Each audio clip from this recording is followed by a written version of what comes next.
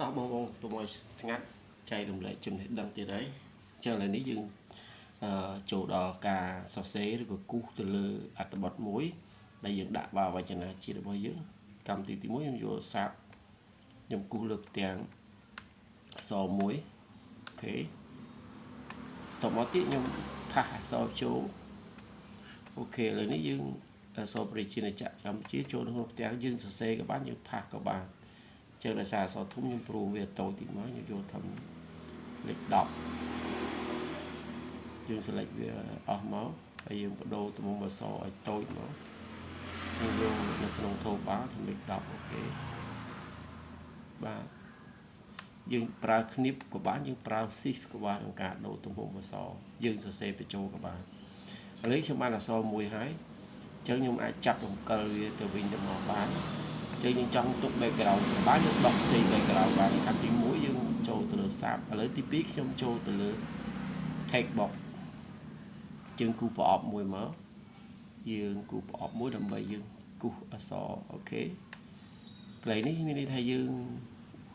ចង់រំកិលវាយើងដាក់ in front of text ដើម្បីរំកិលនៅពីមុខអក្សរអញ្ចឹងយើងបានផ្ទាំងប្រអប់មួយមកចង់សរសេរក៏បានយើងចង់ copy បញ្ចូលក៏បានដែរអូខេឥឡូវខ្ញុំលុបចោលនៅទី2យើងផាសអក្សរចូល Ctrl V ក៏បានផាស V ក៏បានដោយសារនេះវាធំពេកអញ្ចឹងខ្ញុំ select លើវាមានតែចុច C ឲ្យជាប់អុស arrow key មកក៏បានគឺយើងប្រើទៅលើគៀបឆ្វេងស្ដាំក៏បានដែរអូខេព្រមណាយើងប្រើអញ្ចឹងមកគឺលឿនហើយបន្តមកទៀតខ្ញុំ Ctrl E ក៏បានខ្ញុំចុចកណ្ដាលនេះក៏បានដែរអូខេឥឡូវយើងបានមួយទៀតហើយខ្ញុំគាត់ឧទាហរណ៍ពីរបៀបដាក់ប្រអប់ទេលើឃើញវាជាប់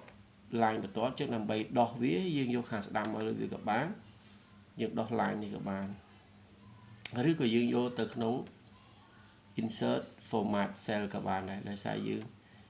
ដោះនៅក្នុង attachment នេះវាក៏បានដែរចឹងយើងដាក់ទៅវាដោះហើយអាហ្នឹងលក្ខណៈទី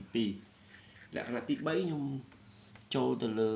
insert word art ដូចគ្នាចឹងនៅក្នុង word art ក៏យើងអាចសរសេរជាបបបានដែរយើងជ្រើសរើស word art មួយណាដែលយើងចង់បានអូខេខ្ញុំយក word art នេះមួយ